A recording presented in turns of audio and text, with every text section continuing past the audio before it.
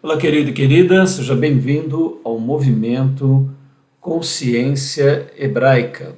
E hoje, no nosso Consciência Hebraica, como sempre, dia especial, dia de as parábolas de Jesus. Nós estamos na sequência A Moeda, a Ovelha e o Filho Pródigo, no capítulo 54 desses encontros que temos feito só sobre as parábolas de Jesus. É 4 de julho de 2021 e essa é a segunda parte do nosso estudo.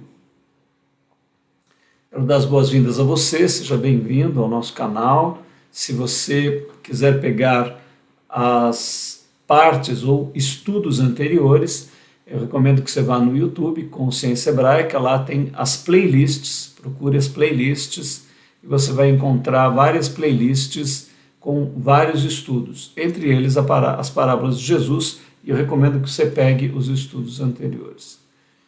Bom, do que tratamos, né, em todas essas sequências? A questão fundamental é essa: há um sentido para a vida humana?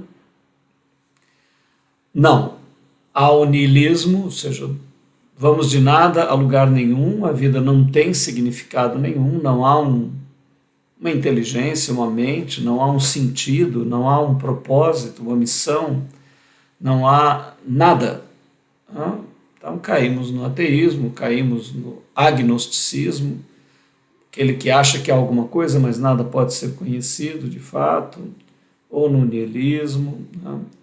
Mas nós vamos buscar numa sabedoria de quase 6.000 anos de idade, sabedoria hebraica, para dizermos que há um propósito, há um sentido, há uma direção, e que se você sente um vazio, se a tua vida não está tendo significado, ou se ela tem pouco significado, né? Se você está quase na condição do animal, ou seja, tendo espaço, tendo comida e podendo se reproduzir, tendo sexo, tá tudo bem, né? Mas se há algo que te incomoda, se você sente que não, peraí, não é só espaço, não é só alimentação, não é só reprodução, não. Há um nexo, há um sentido, eu faço parte de algo grandioso, a minha vida tem significado. Talvez nas séries dos canais de assinatura de televisão você não vai encontrar programas que tratem disso. A maioria dos filmes, das músicas, não tem tratado muito disso, tá? A não ser aquelas que tendem mais à espiritualidade. Mas se você compreende que a vida tem um significado e que você precisa compreender o sentido transcendente do teu ser e a integração do teu eu, do teu ego, com algo transpessoal, com algo que está além da tua pessoa, que apenas a integração de você com você mesmo não é suficiente. Normalmente a psicologia, de modo geral, né, e as ciências, em cada uma das suas matérias, tem preconizado que quando eu me harmonizo comigo mesmo, quando eu encontro um significado para mim mesmo, já está tudo bem, né? E neste ponto tem se defendido a total subjetividade do ser humano. Cada um busca os seus valores, cada um sabe o que faz, o corpo é de cada um, e cada um define qual é o valor, qual é a ética, qual é a maneira que nós devemos agir e viver. Bom, se você está nesse time e está desconfiado, vem ouvir alguma coisa diferente. Se você está achando que tudo isso é bom, talvez esse canal não seja realmente para você. Mas nós compreendemos que não é assim, né? Além da nossa pessoa, há algo transcendente ao qual nós devemos nos harmonizar. E a própria jornada existencial do indivíduo, a nossa vida neste planeta Terra, né? Você foi convidado a vir aqui no planeta, a nascer aqui no planeta, dependendo da teoria que você vê, né? consciência hebraica entende que você surge no planeta para uma integração com um sentido profundo, maravilhoso da vida, harmonioso, belíssimo. E que esse conjunto, esse design inteligente, essa vida que se harmoniza de um vírus ao sistema nervoso humano, de um átomo, de moléculas subatômicas, partículas quânticas, até uma galáxia, há uma integração, há uma inteligência, há uma proposição. Então, venha para cá. Que em parábolas nós estamos fazendo uma verdadeira revisão de toda a visão hebraica, porque Jesus, através das parábolas, fez isso. Vamos então à sequência, a segunda parte do nosso estudo. E como fazemos, a gente sempre explica um pouquinho por que consciência hebraica. E agora, nessa série, a gente falava mais rapidamente, mas eu estou me detendo em alguns tópicos, explicando para você um pouquinho o que significam as 4 potencialidades humanas. Né? Nós já falamos nos outros episódios do físico, do emocional, falamos um pouquinho do mental, e agora eu queria tratar com você sobre a faculdade essencial. Hoje a gente vai destacar essa faculdade. Olha, nós temos mostrado a você uma visão da realidade, né, bastante sofisticada, no sentido assim, de compreendermos que toda a energia, toda a matéria, tudo que há é manifestação de uma divindade, de um ser complexo, infinito, com todas as características maravilhosas de onipotência, onisciência, onissapiência, onipresciência, enfim, ela toda a plenitude está nela. E tudo é manifestação dela. Falamos a respeito de todos os reinos da natureza, na verdade, como sendo um espelhamento dela, né? Alcançando complexidades dela própria. Né? Então, o mineral alcança um grau da divindade, alcança uma interação, uma expressão desse ser infinito que é Yahvé Elohim Adonai, o ser, né? Aquele do qual tudo emana, para o qual tudo vai. Né? O vegetal já consegue absorver e expressar uma complexidade maior desse ser. E assim também o animal. Se você olhar as várias espécies, cada uma de uma maneira cada vez mais complexa, espelha determinadas características da divindade. Bom, dentre todos esses animais surge um animal diferente, o animal hominal. E o que o diferencia? Então, agora é que entra a nossa questão fundamental. A ciência, se você for procurar, por exemplo, a Organização Mundial da Saúde, né, que se baseia na medicina, na mais avançada ciência, para falar a respeito do homem. Como ela descreve o ser humano? Um ser biopsicossocial. Né? Então, biológico, admite, claro, um psiquismo, né? Uma cognição e um afeto, e a interação na sociedade. Aí eu pergunto, e a espiritualidade? Onde é que está nessa definição? Não está. Tá? Por quê? Porque a ciência considera que a espiritualidade humana é um subproduto da cultura. Ou seja, o ser humano criou a cultura e depois criou a espiritualidade, criou Deus, isso tudo por medo, por uma necessidade psicológica, enfim, cada um vai dar uma explicação. Não. Nós não entramos nessa. Ainda é falta de percepção. Né? Então, primeiro, a ciência não compreende que o universo, que a criação é uma criação espiritual. Eles não entendem o que essa palavra espiritual tem com a matéria, com a própria realidade do cosmos. Né? Mas agora a ciência da complexidade, né, o paradigma C de ciência, se você digitar aí no Google, né, qual que é o novo paradigma da ciência, o paradigma C? Você vai entender que a ciência tem mudado do paradigma S de simplicidade para o paradigma C de complexidade. Eles estão vendo que a natureza não é tão simples como se imaginava. E agora a ciência começa a arranhar dimensões mais profundas, que não alcançam explicações tão simples como se parecia que a ciência ia explicar o universo todo, porque era tudo muito simples, tudo composto de pequenos blocos, é tudo material, né? E com o avanço da ciência sumiu a matéria, são feixes de vibração que formam as partículas do universo numa complexidade espaço-tempo unificados, né? Ou seja, o tempo misturado com o espaço de uma maneira que a ciência ainda não entende muito bem as coisas como elas estão e se formam, né? E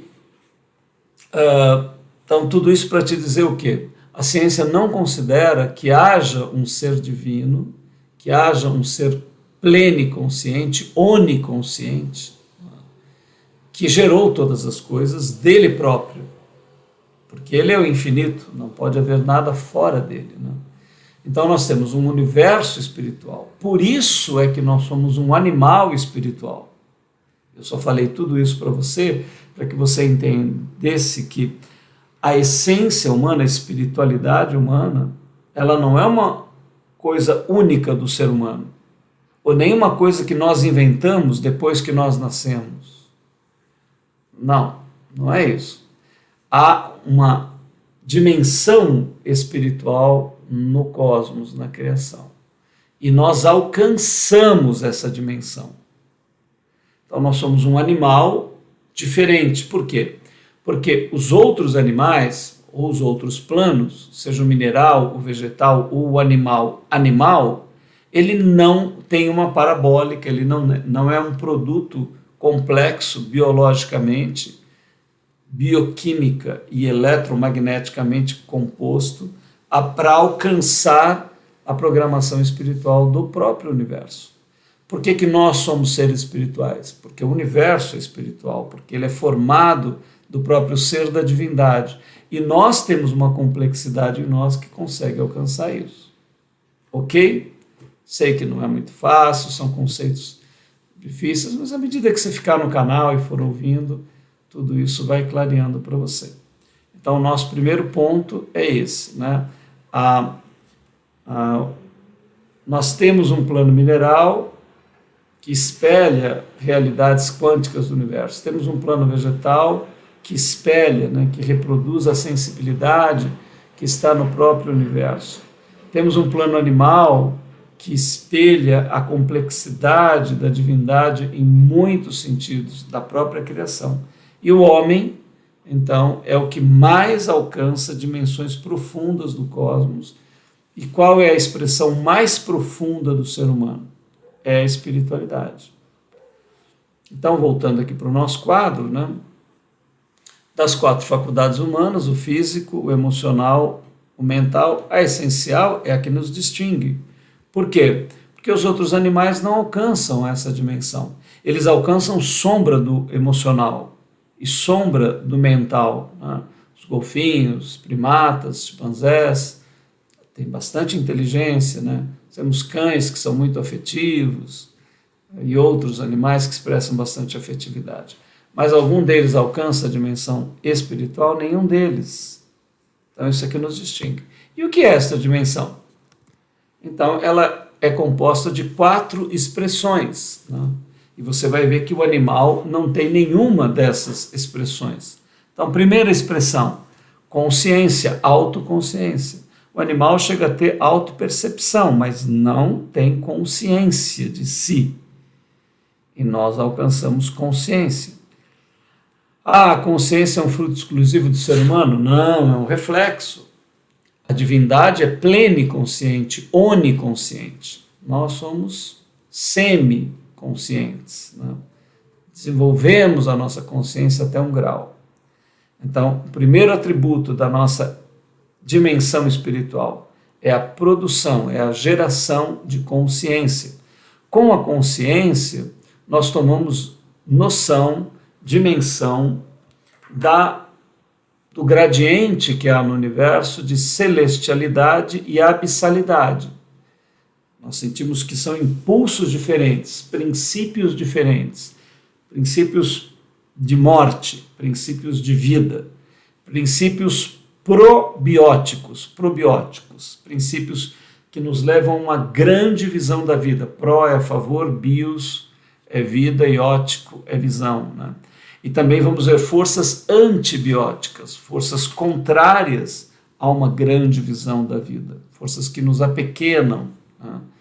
Então, princípios de morte, de vida, de bem, de mal, de luz e de trevas, de maneira estanque, maniqueísta? Não, de forma gradiente. Isso está presente em todo o universo, em todas as criaturas, há esse misto. Então, pela consciência, nós ganhamos a segunda característica, que é o arbítrio, né? A nossa capacidade de escolha também está ligada à nossa faculdade essencial. Aí há uma outra característica, nós podemos viver totalmente voltados para a nossa necessidade, para o nosso desejo, né? Podemos estar voltados para isso, ou podemos integrar a nossa necessidade e o nosso desejo com um princípio cósmico, com uma dimensão de realização do nosso ser. Quando, pelo arbítrio, nós tomamos consciência e integramos o nosso ser em algo transcendente a nós, colocando as nossas necessidades e desejos nesta direção, então nós desenvolvemos vontade. A vontade é uma característica da faculdade espiritual humana. Vê que o Messias hebreu, por exemplo, sempre que ele quer dizer de uma integração do seu ser com a realização do eterno, né, com o propósito infinito do eterno, ele diz: seja feita a tua necessidade, desejo, não, seja feita a tua vontade. Apesar das minhas necessidades, apesar dos meus desejos, muitas vezes não serem alinhados, mas eu os submeto à tua vontade. Então, a vontade é a capacidade de integração. E integração a quê? A última das características da dimensão espiritual. Uma palavra muito confundida com sentimentos e desejos, né? Muito confundida com necessidades de ordem sexual, afetiva, amorosa, que é o amor. Mas na visão desta faculdade, o amor não tem este sentido. Amor aqui é aquilo que une todos os seres, todas as coisas e todas as criaturas em um único pulsar infinito. Então, o amor é essa rede realizadora do eterno, do infinito, do sagrado, e que une todas as coisas. E quando então agora você vê que lindo que é a faculdade espiritual, né? Quando nós tomamos consciência e pelo nosso arbítrio escolhemos colocar tudo a serviço da vontade, nós vivenciamos o amor, a energia que nos faz ser gerados à imagem e à semelhança de Deus. O que é que nos gera a qualidade, a imagem e semelhança de Deus, que está lá em Gênesis 1:26. O que é que gera esta qualidade? É o amor, né? E onde o amor foi mais realizado em todo o solo da humanidade? Em um ser humano, chamado Yeshua, ou Hamashia, né? Ou seja, Jesus, o Messias. Este homem foi o que viveu a plenitude do amor, realizou o amor, viveu pelo amor, morreu pelo amor, realizou o amor, e assim cumpriu Gênesis 1:26, onde Yahvé Elohim Adonai proclama: façamos um ser à nossa imagem e semelhança, como filho amado, na figura biológica, como templo vivo da suprema divindade, na figura arquitetônica, de arquitetura, a imagem e semelhança na figura semiótica. Então, em várias dimensões e muitas outras dimensões existem para descrever o propósito do Criador. Por exemplo, a figura amorosa mesmo, quando o coletivo de todos os seres humanos que vão ser gerados à imagem e semelhança são chamados de a noiva, né, do cordeiro, que é a figura masculina, para o Messias. Então, aí nesse caso, o propósito da divindade é a da união eterna em amor do noivo e da noiva. São muitas figuras utilizadas quando as Escrituras falam na glória de Deus. O que é a glória de Deus? É cumprir Gênesis 1:26, quando fala da vontade de Deus. Qual é a vontade de Deus? Cumprir Gênesis 1:26. Então, esse passagem é uma grande chave. Então, esta é a faculdade essencial, é ela que nos distingue e ela que nos realiza. Então, com isso, a gente completou uma explicação ponto a ponto, né? Veja nos outros capítulos, nós falamos sobre o físico, emocional, mental e hoje sobre o essencial. Agora vamos um pouquinho mais rápido. O hebraico para nós é a espiritualidade humana em todos os seres humanos da Terra, o judaico, o que aconteceu ali na história no Oriente Médio. Sim, Jesus foi muito apresentado à grega, uma influência do helenismo. Os pais da igreja, Agostinho, Aquino e Lutero, tiveram essa influência, mas nós queremos um Jesus à hebraica, então o movimento Consciência Hebraica busca o olhar original de Jesus sobre a espiritualidade humana, e parábolas e metáforas de Jesus são sem comparação em toda a literatura e pensamento universal. Se você ver todos os 54 capítulos até aqui, você vai concordar com a gente, eu tenho certeza. Desejamos a você uma boa viagem, oferecemos o nosso veículo, o nosso jato, para você fazer este passeio cósmico. Parábola, primeiros assentos, a gente já viu, né? E agora a sequência é moeda perdida, ovelha perdida e o filho pródigo. Né? Nós explicamos no último capítulo detalhadamente esses itens, eu só vou lê-los hoje. Tá? A maior recompensa é o ser, o papel das trevas, do erro, da morte, do tempo. Sutil diferença entre consciência e atitude, entre ato e atitude.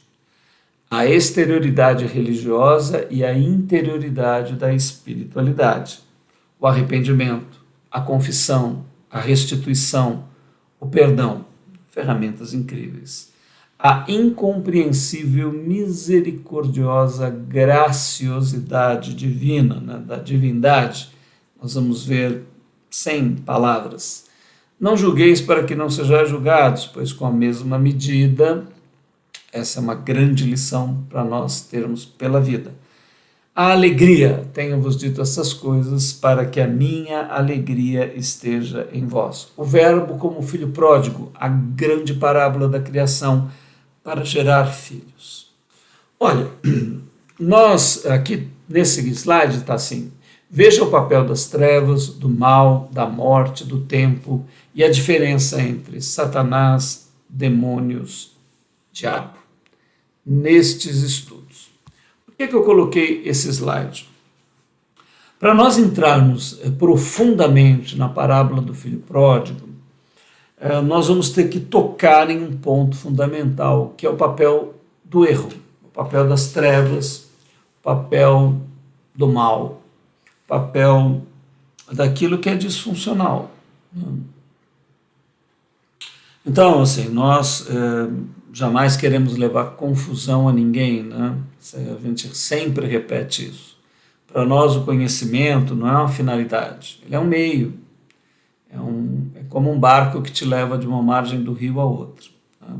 Pode ser um grande barco, pode ser uma canoa. Não é bem isso que é o importante. Né?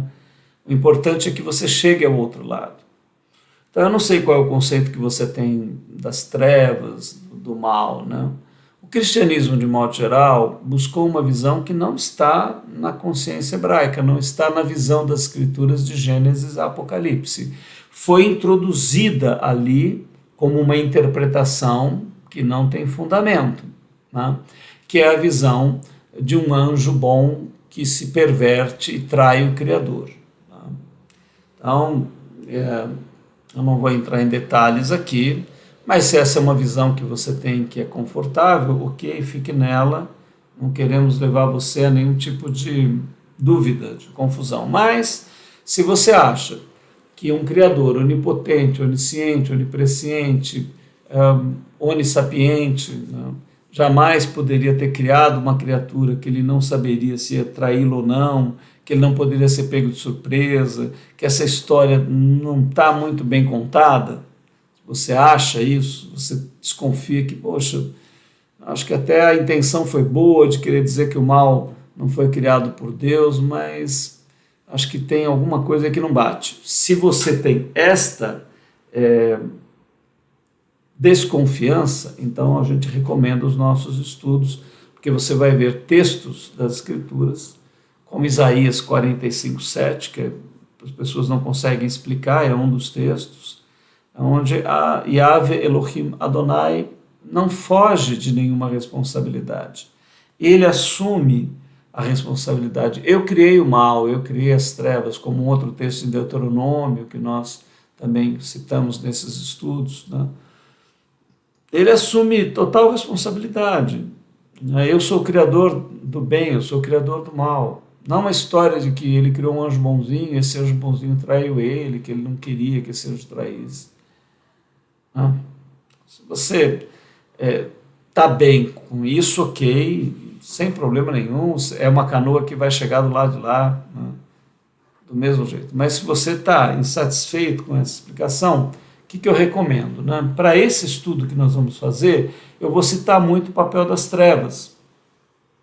Então, se você quer compreender, eu não vou, neste estudo, abordar em minúcias. Eu fiz isso em 2 outros estudos e eu vou recomendar os slides para você. Se você quiser retomar esse assunto, se você já viu e tem alguma dúvida, retome. Se você nunca viu, então vá para que endereço? Vá para aqui, ó. Procure aqui na nossa playlist As Parábolas de Jesus, a parábola do joio e do trigo.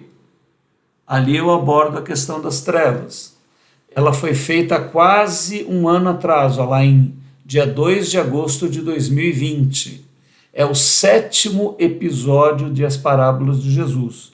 Então volte até o 7º, lá tem a primeira parte, vá até o fim do estudo de As Parábolas, a parábola do joio e do trigo. Ali eu vou tratar com bastante profundidade da questão da luz e das trevas, né? Da origem das trevas, da necessidade do mal. Então ali você tem uma boa reflexão. E se você quiser ainda aprofundar-se mais, você vai em outra playlist, a playlist O Amanhecer da Consciência Hebraica. O que é uma playlist? Eu não sei se eu estou falando algo que você não conhece, mas assim, no YouTube, quando você entra no canal do YouTube, você vai ver lá conjuntos de vídeos. Que nem, por exemplo, o nosso estudo, as parábolas, num lugar estão todas elas listadas. Isso chama uma playlist, ou seja, play é tocar, né? Uma lista de coisas que você vai tocar que tem a mesmo sentido. Então é só você ir lá no YouTube, no nosso canal Consciência Hebraica, playlists, aí você vai ter lá parábolas de Jesus e uma outra playlist chamada O Amanhecer da Consciência Hebraica. Aliás, essa playlist é a mais indicada para você conhecer o que verdadeiramente nós estamos passando aqui, o que as escrituras hebraicas trazem, a visão hebraica. Por quê? Porque ali nós pegamos bem do início, temas bem iniciais e vamos desenvolvendo com bastante profundidade. Então, recomendo a você que vá até a playlist O Amanhecer da Consciência Hebraica e veja dos capítulos 9 até o 13. O capítulo 9, o 10, o 11, o 12 e o 13. São 5 capítulos, mais ou menos de 1 hora cada um. 5 horas, onde eu entro profundamente nesse tema. Eu recomendo que você faça esse estudo para você poder compreender bem a parábola do filho pródigo, da dracma, da ovelha, porque elas vão falar exatamente sobre a estrutura do erro, estrutura do desvio, a estrutura das trevas, a necessidade do arbítrio, a necessidade do homem fazer escolhas, e muitas vezes há um caminho favorável e outro desfavorável, um caminho que pulsa para a vida, outro para a morte, mas muitas vezes você vai para um caminho que aparentemente pode parecer de morte, e você precisa daquilo para entender melhor a vida. Olha que coisa misteriosa, né? Essas parábolas, por que elas são muito difíceis, né? E eu vou abordar aqui a parábola do filho pródigo, da sequência toda, né, da dracma, da ovelha, com calma. Nós vamos aqui conversar a respeito disso.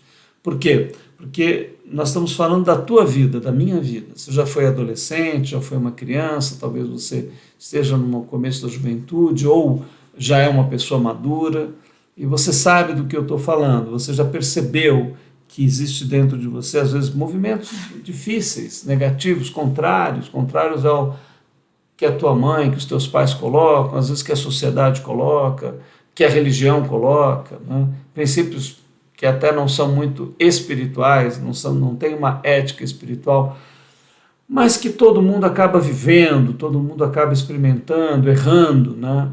E aí nós temos uma possibilidade, a de persistir no erro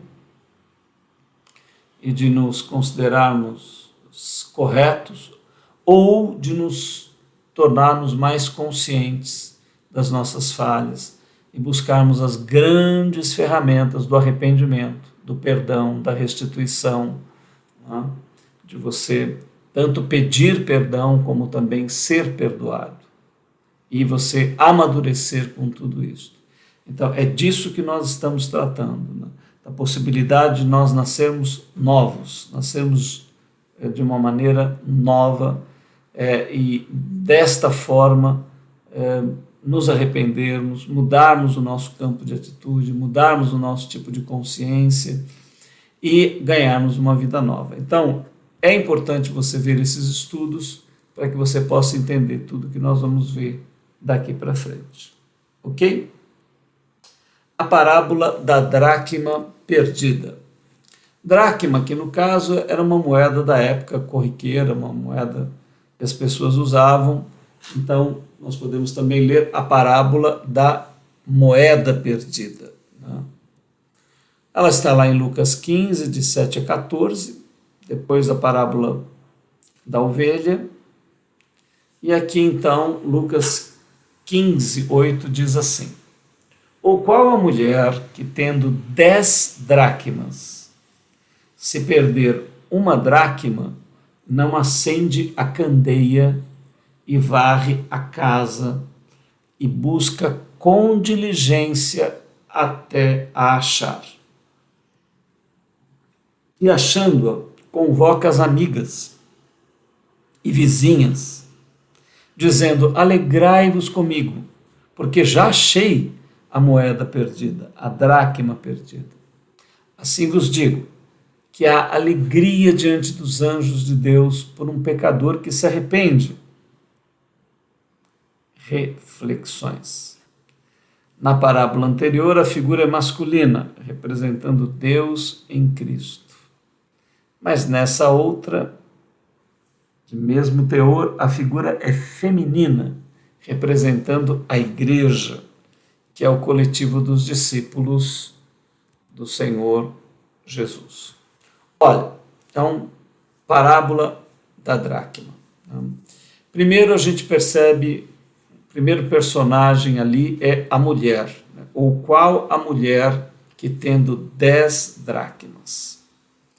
Olha, a mulher tem vários símbolos, né?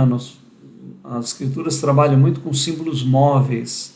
Às vezes um símbolo numa situação é uma coisa, em outra é outra, ou na mesma situação tem várias dimensões.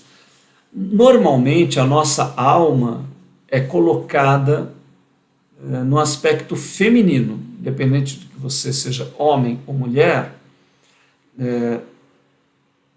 A característica que nós assumimos na nossa espiritualidade, ela é feminina e Deus é masculino.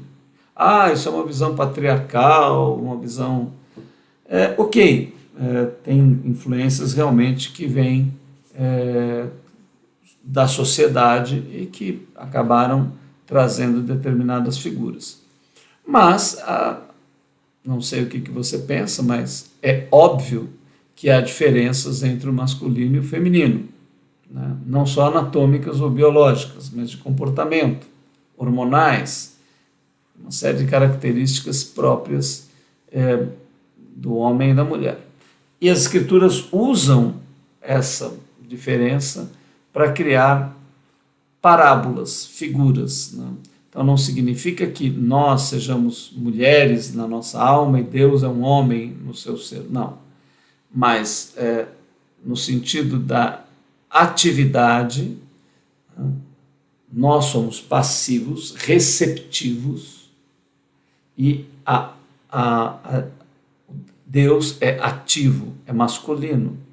Então, ele é o propositor, ele propõe a realização de todas as coisas, ele nos busca e ele nos realiza. Ele é o realizador de todas as coisas.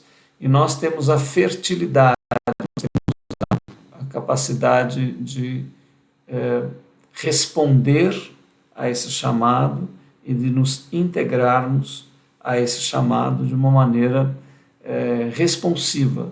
Nós temos a capacidade de responder ao apelo, ao chamado, ao propósito do Criador.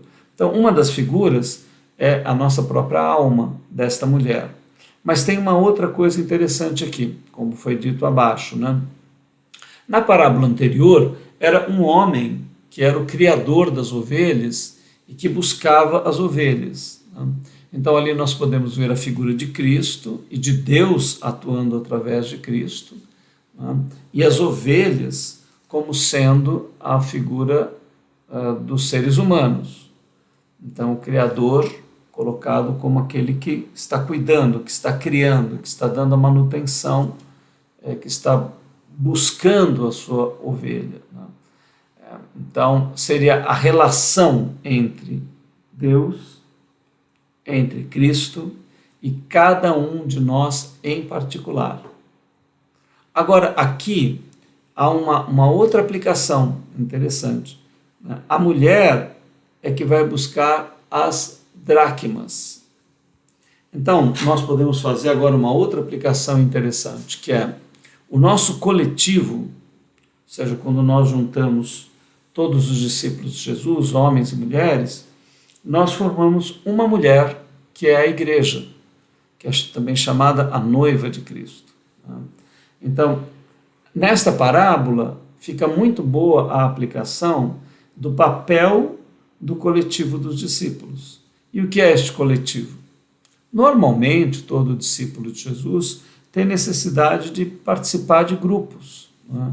Nós somos, por natureza, nós temos... Bom, como animais gregários, nós já vivemos em sociedade, vivemos em família, vivemos em grupos de amigos, enfim, né? Evidentemente, aqui, nesta passagem, o coletivo de Jesus, o coletivo dos discípulos, as pessoas que buscam...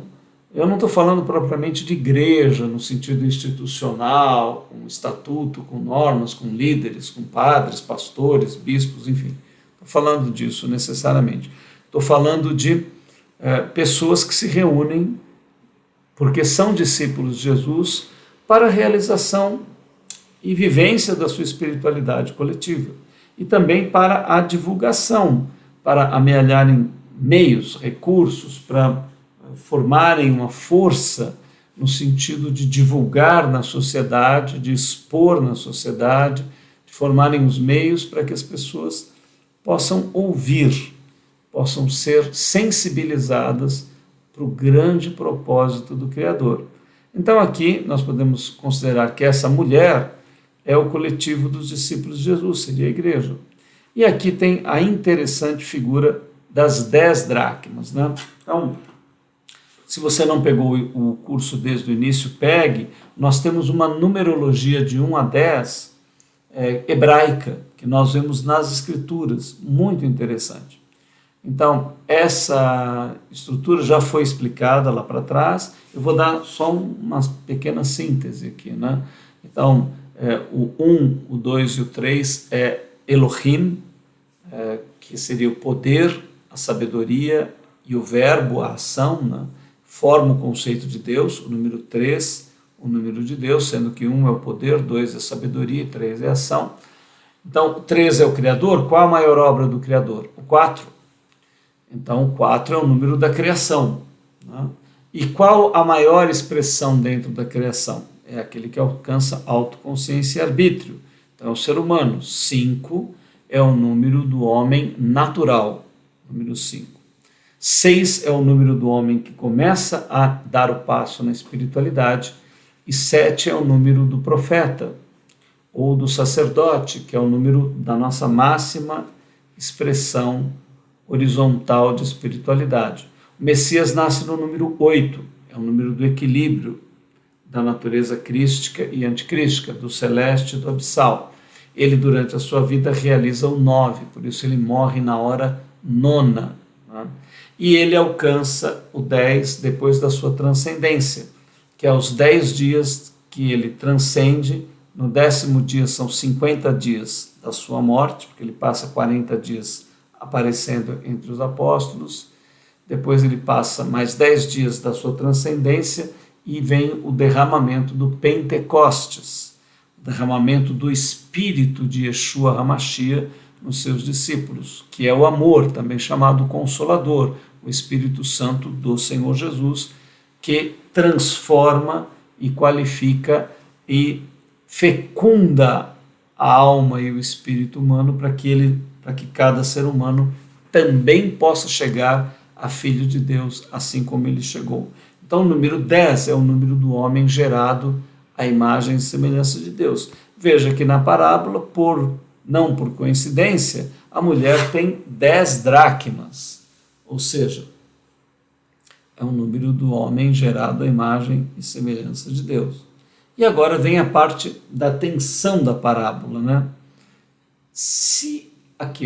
Ou qual a mulher que, tendo as 10 dracmas, se perder uma dracma, não acende a candeia e varre a casa e busca com diligência até a achar, né?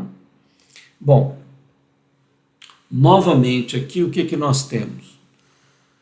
Nós temos uma estrutura de falha, uma estrutura de erro, uma estrutura de inconveniência, uma estrutura de algo mal, né? Que era a mulher tinha as dracmas, de repente aquilo se perde. Ora, o que pode se perder? Né? Por exemplo, para uma divindade infinita, da qual tudo é manifestação, algo pode estar perdido na sua infinitude? Não, pois se ela é oniconsciente, ela é consciente em todo o seu ser, e se o ser dela é infinito, nada pode se perder nela, não é isso? Agora, se ela tem o propósito de formar um ser à sua imagem e semelhança, para isso é fundamental que ela dê liberdade a esse ser, porque o amor não pode ser imposto. O amor da divindade que ela quer compartilhar conosco precisa ser escolhido. Ora, como algo pode ser escolhido se houver um único caminho, uma única realidade? Se tudo fosse luz, nós seríamos obrigados a aceitar a luz, obrigados a aceitar o amor. E, na verdade, a divindade quer formar um ser livre. Olha só como a coisa vai ficando complexa, né? Para que ela, então, forme um ser livre, ela precisa gerar um gradiente de escolhas. E, para isso, esse ser humano terá que ter um equilíbrio onde haja a neutralidade e que o ser dele, então, possa se expressar. Por isso, a necessidade do erro, da falha, da perda, das trevas, a tensão, a possibilidade de que algo se perca. Ora, como uma moeda se perde? A mulher estava transportando e caiu, né? Ou então ela foi mexer com as moedas e a moeda escorregou, né? Então tem uma estrutura aí de inconveniência, de erro, que permite essa falha e aquela moeda é perdida. Então, neste ponto da parábola é que entra tudo que nós vivemos na nossa vida e que é inconveniente, né? Então, eu não sei, você deve ter tido experiências na tua infância, talvez abusaram de você, trataram você mal, você teve traumas e feridas, né? Então, isso é uma estrutura de trevas. Talvez você tenha passado por uma adolescência muito difícil. talvez você teve um pai abusador, uma mãe manipuladora, talvez a figura de um pai para você seja uma coisa negativa, ruim, você foi abandonado, você foi abusado, você foi violentado, né? Então, houve uma estrutura de perda, uma estrutura de erro. Talvez na tua adolescência você não se encaixava em nenhum lugar, houve uma dificuldade muito grande de você se adaptar aos outros jovens, você se sentia diminuído, a tua autoimagem foi ofendida, você foi usado, você foi abusado por alguém, houve coisas que foram feitas que te deixaram muito diminuído, pessoas ridicularizaram você, você alimentou ódio, alimentou mágoa, alimentou ressentimento. Nesse momento você se perde. Nesse momento a moeda é perdida. Nesse momento a mulher que tinha os seus 10 filhos, né? Porque eu queria dizer algo a você. Não há um ser humano que tenha nascido na terra que a divindade não tenha projetado, querido, que este ser chegasse a ser filho dela, chegasse a ser templo para a sua habitação cósmica, um templo autoconsciente, chegasse a ser uma medida de integração de todo o universo. Toda criatura humana nasceu com esse propósito. Para ela, as suas 10 moedas eram perfeitas, ela tinha as moedas, mas a estrutura de erro era necessária para que os filhos de Deus fossem gerados. Eu recomendo que você estude os slides que eu recomendei, o estudo, a sequência, para você entender devidamente isso. Mas essa estrutura de erro acontece. E aí então vem a tragédia, vem a perda, vem a morte, vem a doença, vem o abuso, vem os problemas da nossa existência. E aí então esta mulher vai em busca da moeda. Observe bem que não é a moeda que se procura, não é a moeda que se procura encontrar. Ó. Qual a mulher que tendo 10 dracmas, se perder uma dracma, não acende a candeia? Ó. Então ela precisa de luz, varre a casa, ela vai trabalhar, vai limpar, né? E busca com diligência até achar. Deixa eu falar algo para você muito importante de que você entenda. Se você está buscando espiritualidade, o sentido da vida, a realização do teu ser, deixa eu falar algo ao teu coração. Normalmente toda a humanidade entende que é ela que está buscando Deus. A humanidade que busca religião. Parece que a figura é mais ou menos essa. Deus está escondido em algum lugar aí no céu, ele não quer se revelar, ele não quer se mostrar, ele está fugindo de você e você está buscando ele. Se você é muito religioso, você está buscando espiritualidade, você quer a espiritualidade, não, a religiosidade, né? Porque é isso que é pregado. A religião prega como se Deus estivesse oculto e você precisasse encontrá-lo. Mas se você observar aqui no nosso texto, você vai ver algo diferente, né? Se a mulher representa aqui a igreja, ou se na parábola anterior o homem que está criando as ovelhas representa Cristo em Deus, ou Deus em Cristo movimentando-se, é ele que vai buscar a ovelha. Aqui é a mulher que vai buscar a moeda. E eu convido você a ler o capítulo 4 do Evangelho de João, que é o encontro de Jesus com a mulher samaritana. Recomendo até que você pare esse estudo e vá ler essa passagem. Pegue o Evangelho de João, pegue o capítulo 4 e leia lá no capítulo 4 a passagem maravilhosa de Jesus com a samaritana, a mulher samaritana. E ali você vai ver que Jesus faz uma frase revolucionária para a espiritualidade humana.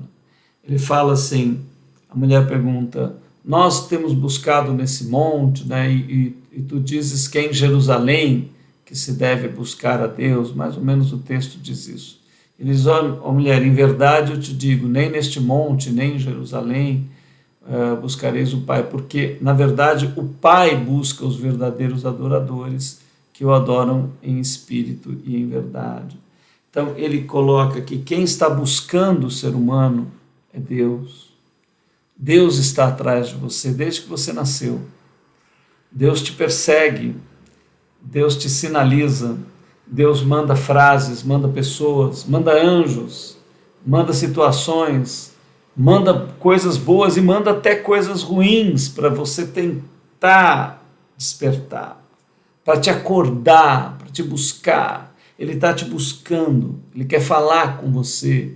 Ele manda estudos, manda pessoas, manda programas, manda músicas, manda pôr de sol, manda cachoeira, manda montanha, manda mar, manda tudo.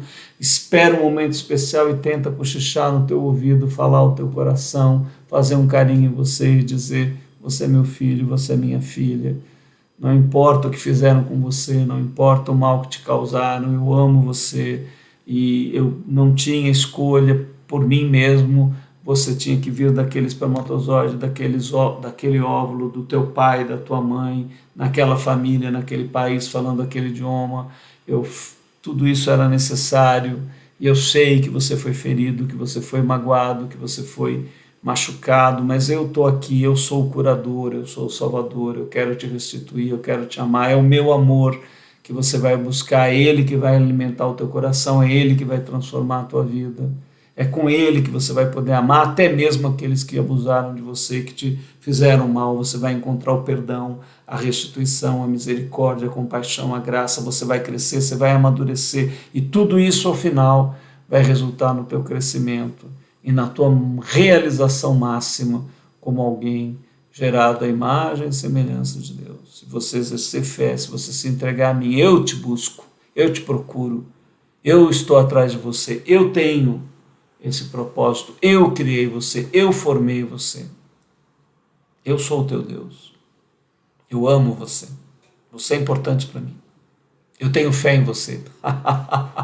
Se não tiver fé em mim, não tem problema, eu tenho fé em você, eu vou atrás de você. Esse é o poema de amor da divindade de Ave Elohim Adonai em Yeshua HaMashiach, do nosso Abba Pai, do papai querido, do painho querido celestial, que nos ama e que no seu Filho Jesus está procurando a nossa vida, quer que nós nos voltemos para o seu sol, para a sua luz, quer perdoar-nos das nossas falhas, quer que nós perdoemos aqueles que falharam conosco, quer transformar num poema de amor a nossa vida. E aqui está a história, não só do homem que busca a ovelha perdida, mas da mulher que está buscando a moeda. Você é essa moeda que se perdeu, que tem um valor imenso. Olha aqui o que acontece. Essa mulher é o coletivo dos discípulos, né? Você deve frequentar algum grupo, você deve ter um grupo de amigos que você reúne para fazer uma oração, para ouvir um estudo, para estudar, né? E ali você convida alguém. É um movimento natural, né? Amoroso, gracioso, que deve edificar vidas. Muito bom participar de um grupo, muito bom ter pessoas que você confie, que são falhas também, que vão errar também, que vai ter problemas também, mas que estão juntas para se perdoarem umas às outras, não para cobrarem, não para um ambiente de cobrança, de peso e de obrigações religiosas, mas um ambiente de amor, de acolhimento, de busca, de alegria, de paz, né? Para você crescer, se sentir amado, se sentir acolhido e ir superando as suas dificuldades. Essa é a mulher, a igreja de Jesus. Deveria ser assim, essa mulher que busca, essa mulher que está atrás da moeda que se perdeu, varre, ela acende a luz, ela busca te limpar, ela busca encontrar as coisas e busca com diligência até se achar. E quando ela acha, o que ela faz? Ele bate na ovelha, ele bate, reclama da moeda, amaldiçoa a moeda porque a moeda se perdeu? Não, é festa. É alegria, é contentamento. Quando uma moeda é achada, quando uma ovelha é achada, é motivo de alegria, de festa, de celebração, de vida, de júbilo, de cântico, porque aquela moeda estava perdida e foi achada. É hora de convidar os amigos, de convidar as amigas, de fazer a festa, de pegar comida, de pegar bebida, de dizer, olha, venha, perceba o clima aqui, ó, que clima maravilhoso. Esse é o clima do nosso Pai de Yeshua, né? Achando-a, convoca as amigas e vizinhas, diz, alegrai-vos comigo, porque já achei a dracma perdida. Assim vos digo que há alegria diante dos anjos de Deus por um pecador que se arrepende. Ora, e esse pecador vai se arrepender uma única vez? Vai se arrepender o caminho todo.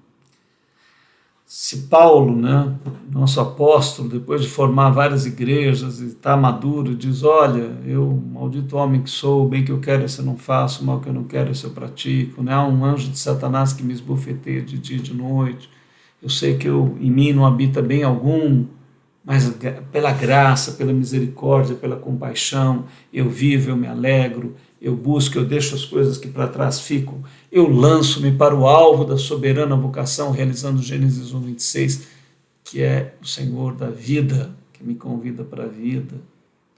Então aqui, ó, há essa alegria por um pecador que se arrepende, né?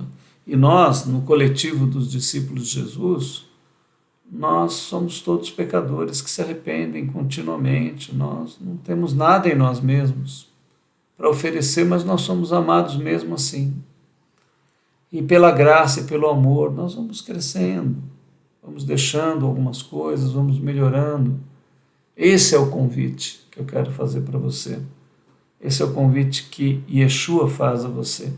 Esse é o convite que Yahvé Elohim Adonai, o Deus de Abraão, Isaac e Jacó, o Deus dos profetas, convida você para ser encontrado. Deixe-se achar por Deus, pelo amor dele, pela graça dele, pela misericórdia dele, pela compaixão dele, para que haja festa e alegria com você, o teu coração rejubile, fique contente, sinta-se agradecido, constrangido. O amor,